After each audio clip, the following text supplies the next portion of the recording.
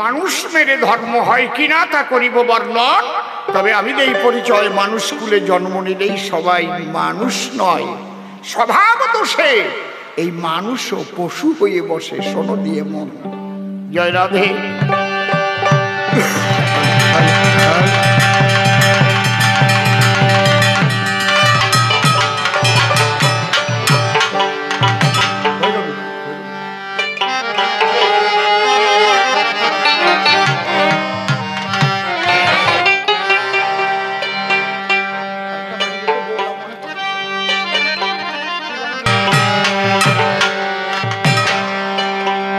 একদিন যদি করতাম আমি নিজের মূল্যায়ন, একদিন যদি করতাম নিজের মূল্যায়ন, একদিন যদি করতাম নিজের মূল্যায়ন,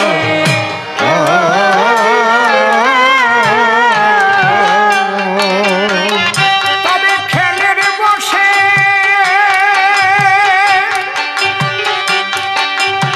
তবে খেলের বসে,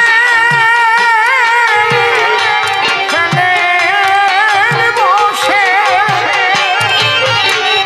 খেলের বসে খোয়াতাম কি, খেলের বসে খোয়াতাম কি, খেলের বসে খোয়াতাম কি পরশমণি পরম ধরম। একদিন যদি করতাম নিজের মূল্যায়ন, একদিন যদি করতাম নিজের মূল্যায়ন,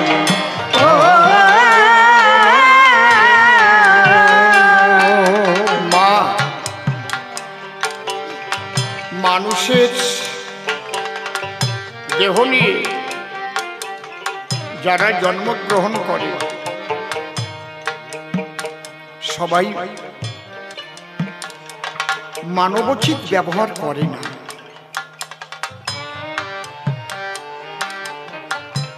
মানুষ যে লোকটা নিজের মানেই নিজের হুঁশ নাই, আমি এই কাজটা করলে আমার মানটা থাকবে তো, আমি যে মানুষ, কেউ আমাকে জানোয়ার বলবে না তো। সামান্য এই হুঁশটুক রেখে কয়জন কর্ম করে বলো?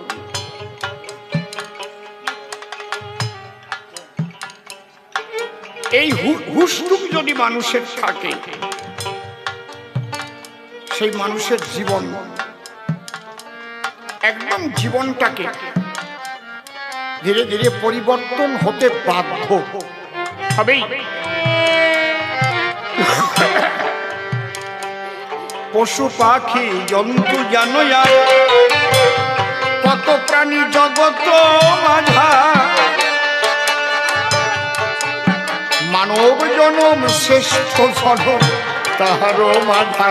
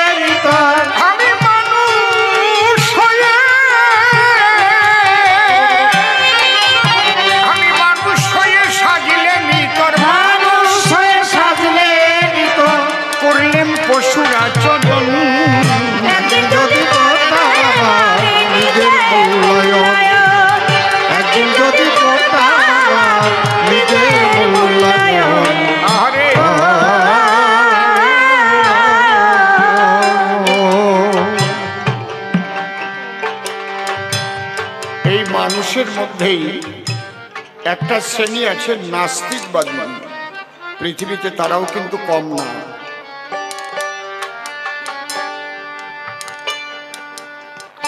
তারা ঈশ্বর, আত্মা, ব্রহ্ম ভগবান, সাধুগুরু, বৈষ্ণব কিচ্ছু মানে না।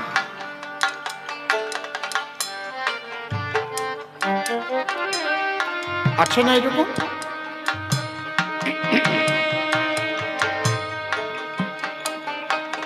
আমার ছোট্ট একটা ঘটনা মনে পড়ে।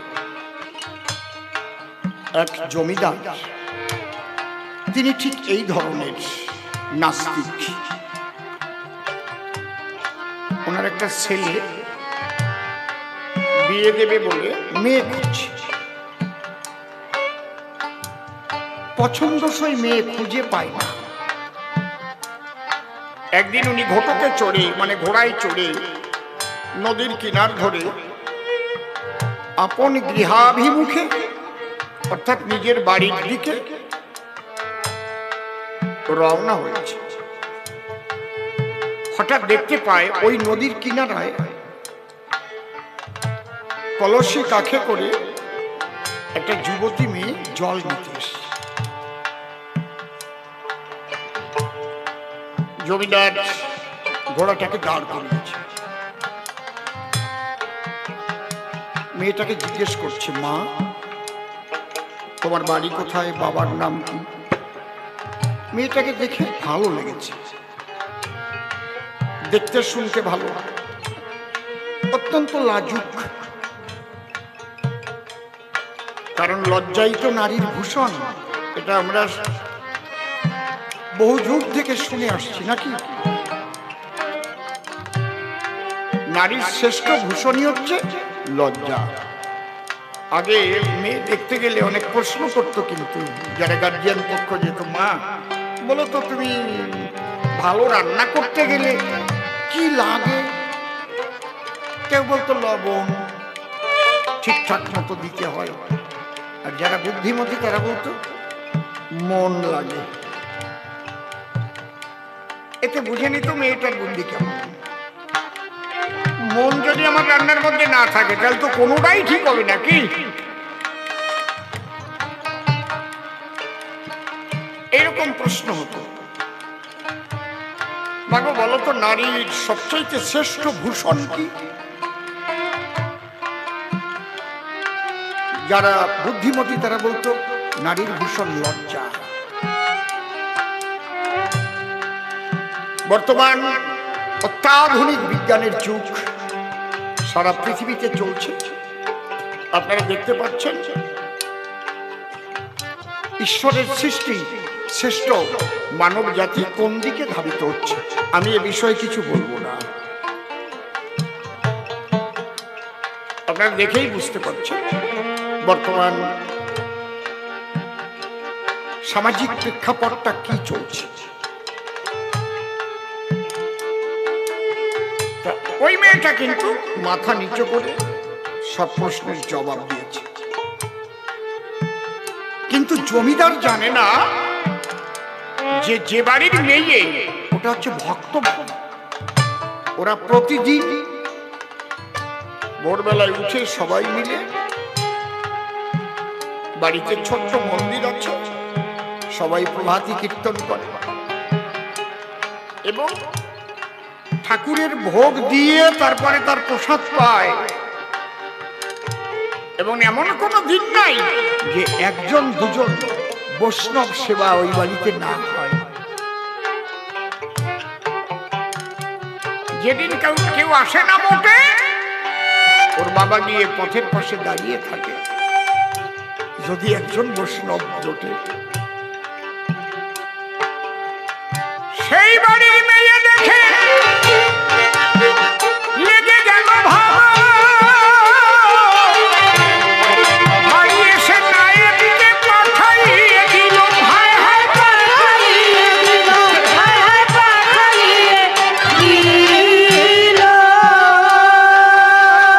নায়ক মশাই আমি বৌমাকে পেয়ে গেছি খুঁজে, এই ঠিকানা নিয়ে যাওয়া চাই। জমিদারের ছেলের সঙ্গে বিয়ের প্রস্তাব যদি আসে সেটা তো আনন্দের বিষয় নাকি, কিন্তু সবাই তো জানে না যে জমিদার এসব কিছু মানে না। ঠিক যথারীতি বিয়ে হলো। নূতন বউ হয়ে জমিদার বাড়ি মামনি এলো। খুব লক্ষ্য করে শুনেন মা কথাটা, বিরাট শিক্ষণীয় কথা। কিন্তু অভ্যাসেন তু কৌন্তেয় বৈরাগেন চদিচ্ছছে। ওর যে বাড়িতে অভ্যাস ভোরবেলায় কীর্তন করা, ঠিক ভোরবেলায় উঠে করজোড়ে আগে কীর্তন আরম্ভ করেছে।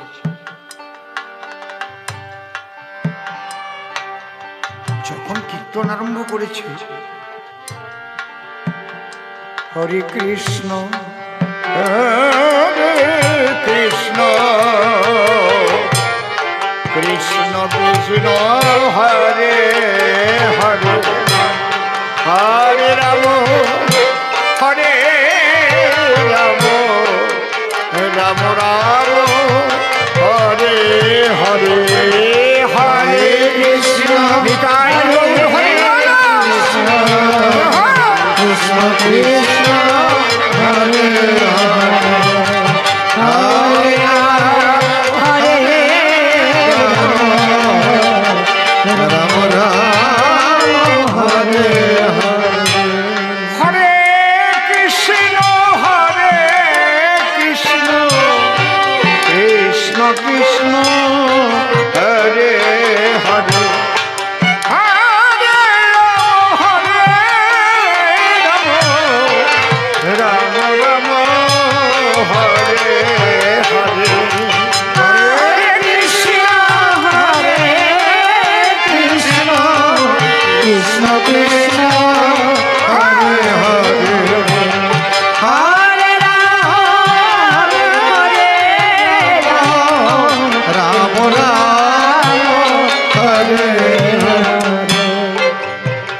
জমিদারের ওই ঘুম ভেঙেছে। এই বাড়ির ভিতরে মরা পোড়া নাম করে এত বড় স্পর্ধা। জমিদার লাঠি নিয়ে বেরোই। এখন এ তো নূতন বউয়ের ঘরেই নাম আসছে, ছেলের ঘরে সব। দরজায় গিয়ে ডাক দিয়েছে ছেলেকে, খোকা। কি বাবা, এসব কি হচ্ছে? এসব কি? বৌমা, তুমি কি জানো না এই বাড়িতে কোনো হরিনাম কৃষ্ণ নাম এগুলো হয় না? কোন অনুষ্ঠানের জন্য চাঁদা নিতে আসলে আমরা দেই না, ওসব ধর্ম টর্ম মানি না। কোনোদিন কোন সাধু গুরু বৈষ্ণবের একমুঠ ভিক্ষা পর্যন্ত আমরা দেই না। তবে তুমি জানো না বলে সাত সকালে হয়তো তুমি এই নাম করেছো, প্রথমবারের মতো তোমাকে ক্ষমা করে দিলাম। এই বাড়িতে থাকতে হলে এতদিন যা করেছো সব যাবে ভুলে। নূতন বউ চোখের জলে ভাসছে, আর ফুপিয়ে ফুপিয়ে কাঁদছে। বলছে, হে গোবিন্দ, হে তুমি কি করলে আমার জীবনে? এর চাইতে যদি আমার একটা রিক্সাওয়ালার সঙ্গে বিয়ে হতো, দিনান্তে যদি একবারও আমাকে খেতে দিত, আমাকে যদি হরিনাম করতে দিত, আমি শান্তি পেতাম।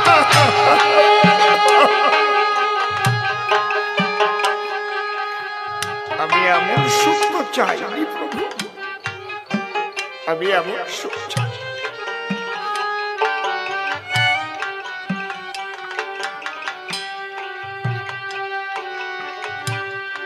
ঠিক আছে বাবা, আপনি যা বললেন আমি মেনে চলব।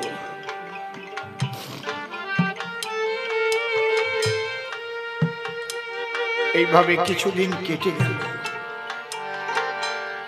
বধূমাতা চিন্তা করল, আমি কেন ভেঙে পড়ছি?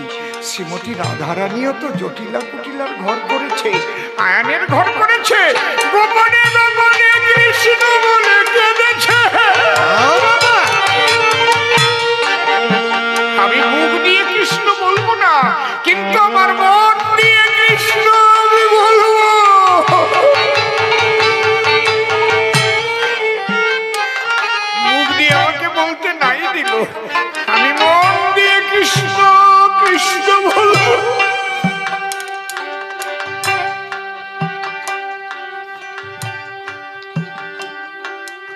একদিন মধ্যাহ্নকালে অর্থাৎ দুপুর বেলায় সবাই সেবা করে বিশ্রামের জন্য গেছে ঘরে।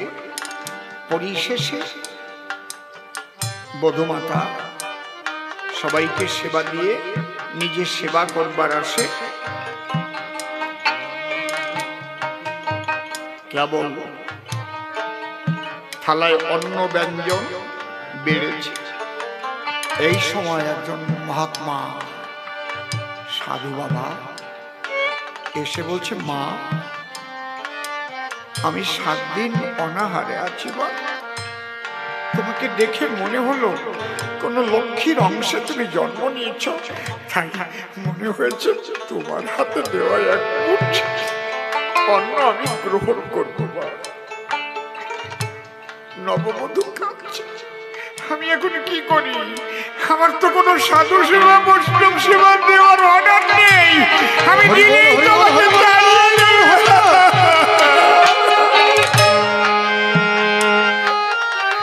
হে গোবিন্দ, তুমি বলে দাও, বলে দাও, বলে দাও গোবিন্দ,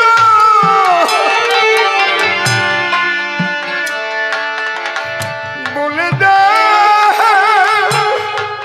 আমি এখন কি করি? আমি তো বলতে পারবো না, আমি সেবা দিতে পারবো না।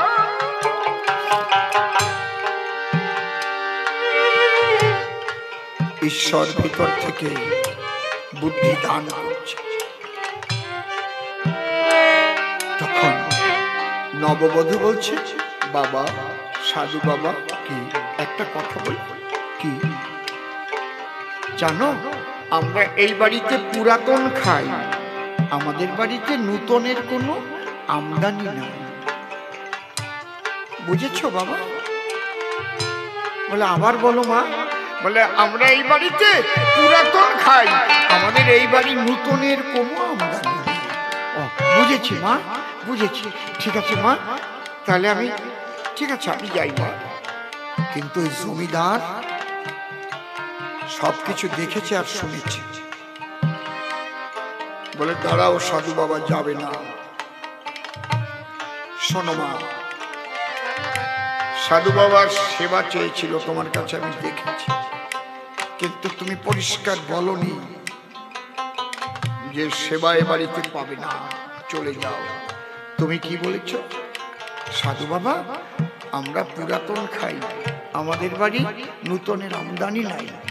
এই কথার মধ্যে দিয়ে উনি কি বুঝলো আর তুমি কি বললে, এইটা আমাকে বুঝিয়ে বলতে হবে।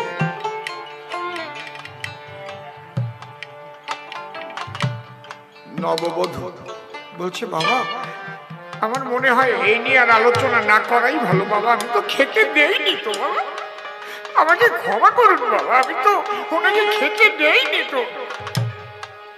বলে না মা, তুমি বলো। বলছে আমি বললে তো আপনি আমাকে এখনই তাড়িয়ে দেবে। বলে এই কথার জন্য তাড়াবো না। সত্যি? তাহলে আমি অধিকার পাবো বলার? বলে হ্যাঁ বল। বাহ বাহ বাবা, একটা কথা বলে। কি? ও বাবা আপনি জমিদার তো? বলে হ্যাঁ। আপনি কতটুকু জমি এই জীবনে ক্রয় করেছেন, খরিদ করেছেন? বলে 100 টাকা না। তাহলে আপনি জমিদার কি করে হলেন? বলে আমার বাবা জমিদার ছিলেন, ঠাকুর দাদা জমিদার ছিলেন, তার বাবা জমিদার ছিলেন। বলে তাহলে এটা পুরানো কামাই, আপনি নূতন তো কিছু করেন? বলে না। তাহলে আপনার বাড়িতে নূতনের আমদানি নাই তো? ও বাবা একটা কথা বলি, আপনার বাবা, তার বাবা, তার বাবা, তার বাবা, তার বাবা, তারা জমিদার ছিল, চলে গেছে।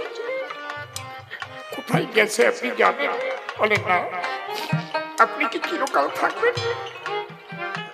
না থাকবো না। আপনি কোথায় যাবেন তা কি জানেন? বলে না তাও তো জানি না। আপনি কেন মানুষ হয়েছেন তা কি জানেন? বলে তাও তো জানি না। বাবা এই মানব জন্ম ঈশ্বরের সর্বশ্রেষ্ঠ জনম। এমন জনম সহজে হয় না। নিষ্পদ পদচিত্তশীল বাক্যচিত্তশীল চতুষ্পদ, যাদের চরণ নেই তারা বলে গোবিন্দ আমাকে চরণ দাও। যাদের কথা বলার শক্তি নেই তারা বলে গোবিন্দ আমাদের কথা বলার শক্তি দাও। আমরা কৃষ্ণ কৃষ্ণ কৃষ্ণ বলে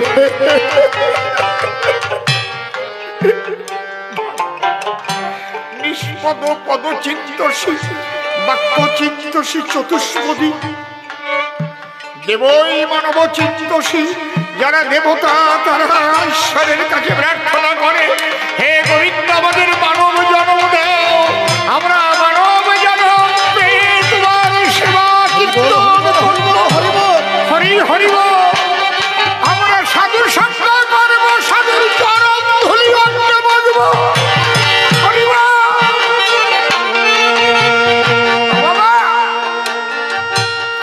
মানব জন্ম দেবতার মানচিত্র জন্ম। তুমি যে মানুষ হয়েছ, শিয়াল কুকুর বিড়াল মাছ কাছি গাছপালা তো হওনি, তুমি পোকামাকড় হওনি, এই মানুষ হয়েছ কেন জানো? আগের জন্মে কোন সাধু বৈষ্ণবের কৃপা ছিল, তাই তোমাকে দয়া করে মানব জন্ম দিল। কিন্তু এমন জন্ম পেয়ে তুমি তোমার গিয়েছে বিফলে, একদিন মরণী সাধু গুরুর চরণ তলে হরি হরি বলে।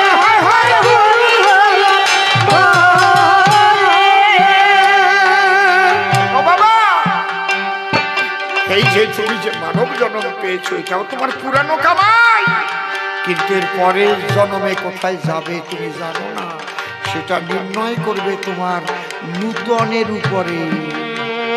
নূতন কর্মের পরে তুমি মানব জন্ম পেয়ে ভুলে গেছো জমিদারি পেয়ে, তুমি ভগবান মানো না, সাধুগুরু মানো না, তোমার বাড়ি হরিনাম হয় না, বৈষ্ণব সেবা হয় না, কেউ খোল করতাল বাজায় না,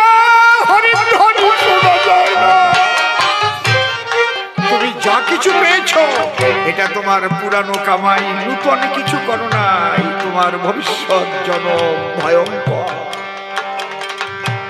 তাই আমি সাধু বাবাকে বলেছি, আমরা সব এ বাড়িতে পুরাতন খাই, আমাদের বাড়ি নূতনের আমদানি নাই। নাই হরিনাম কীর্তন, নাই সাধু সেবা, নাই সাধু সঙ্গ। বাবা উনি বুঝতে পেরেছেন নিষিদ্ধ মহাপুরুষ, জমিদারের বিবেকে আঘাত লেগেছে। মা এমন করে কেউ কোনোদিন আমাকে বুঝাইনি। মা আজ তুমি যেভাবে আমাকে জ্ঞান দিলে, তুমি শুধু আমার ঘরের মধুমাতা নও, তুমি আমার জ্ঞান দায়িনী লক্ষ্মী স্বরূপিণী। ঘরে গিয়ে চাবি ছোড়া নিয়ে এনে মধুমাতার হাতে দিয়ে বলছে, মা আজ থেকে জমিদারি তোমাকে দিলাম। খোকা খোকা কীর্তনের দল নিয়ে হরিনাম হবে, সাধু সেবা হবে, এই বাড়িতে নূতনের আমদানি হবে আজ থেকে। হরিনাম হবে, সাধু সেবা হবে।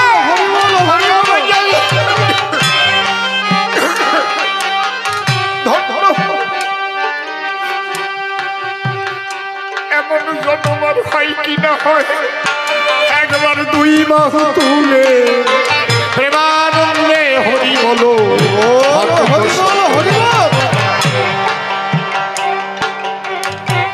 পশু পাখি জন্তু কত প্রাণী জগৎ মাঝার, মানব জনম শ্রেষ্ঠ জনম তাহার অধিকার।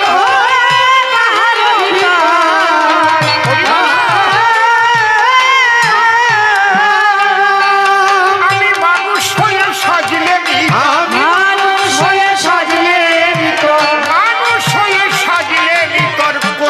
পশুর আচরণ, যদি করতাম আমার নিজের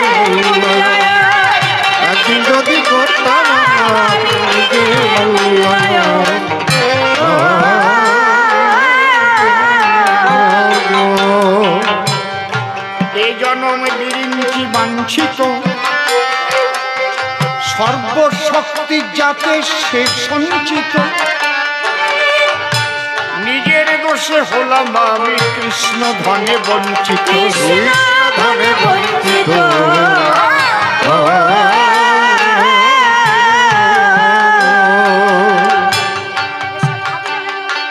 এসব ভাবিলে হই রোমাঞ্চিত, এসব ভাবিলে হই রোমাঞ্চিত, এসব ভাবিলে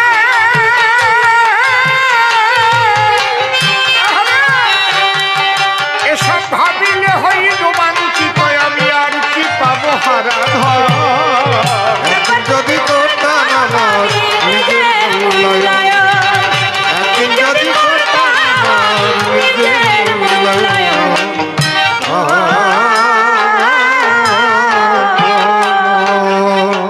আমি ভেবেছিলাম কত কি বুঝি, যেন করিয়াছি কত কি পুঁজি, তার ঘাটাতে পারের করি, এখন পাই না তো খুঁজি, পাই না তো খুঁজি।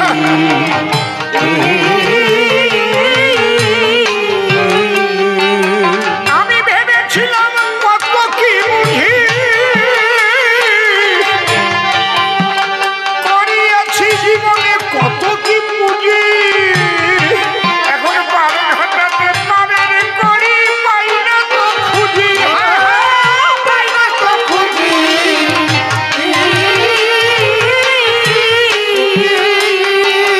অধপসিম তাই দুই আখি বুঝি, তাই দুই আখি বুঝি,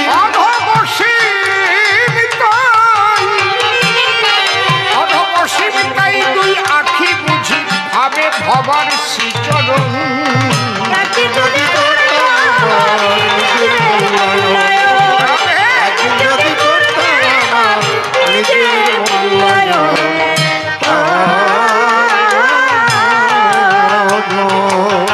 মানুষ মেরে ধর্ম হয় না মা বলি তব ঠাই, মানব জন্ম পেলেই সবাই মানুষ হয় না কাজ, মনুষ্যত্ব জাগলে পরে তারে মানুষ কয়, তাই না হলে ধর্মা ধর্ম কি হতো দুনিয়ায়, মানুষ হয়ে অধর্ম করিয়াছে যারা, কে দেখো কুরুক্ষেত্রে মরে গেছে তারা, যদি দেখাতে পারো কোনো একজন মানুষ মারা গেছে, তারপরে জবাব আমি দেব তোমার কাছে। মনুষ্যত্ব বঞ্চিত হয়ে ওরা মারা যায়, পরিষ্কার বলে গেলাম দাঁড়াইয়ে সভায়, মানুষ কবু মরে না রে, অমানুষের মরণ হয়, মৃত্যুর সঙ্গে পাঞ্জা ধরে মানুষ বেঁচে রয়, মরণের পরেও মানুষ অমর হয়ে রয়, প্রেমের মানুষ হলে পরে মানুষ পূজা দেয়, হ্যাঁ মানুষ পূজা দেয়, হ্যাঁ মানুষ পূজা দেয়। কত মানুষ জীবিত অবস্থায় জুতোর মালা পায়, কত মানুষ মরে যাওয়ার পরে তারে পূজা দেয়, মানুষ যদি হতে পারে শ্রেষ্ঠ হসে জয়, পরিষ্কার জবাব দিলাম সবারই সদন, মানুষ মেরে ধর্ম হয় না আমি বলে গেলাম তাই। এবার একটা দরকারি কথা বলে যাই, কর্তৃপক্ষ আমাকে নির্দেশনা দেয়, এত বড় অনুষ্ঠান চলে আমাদের ভিক্ষার দ্বারায়, ভক্তবৃন্দ যারা দিয়েছে দর্শন, সবার কাছে কিছু কিছু ভিক্ষার প্রয়োজন, ভালো লাগলে দেবের, এটা জোরজবস্তি নয়, এই দেওয়ার মধ্যে নূতনের আমদানি হয়, ভগবতীর পুরে একদিন সবারই যেতে হবে, কারের করি যখন শ্রী ভগবান চাবে, এখানে দেওয়া থাকলে বলি সবার বড় বড়ি, সেদিনের হয়ে যাবে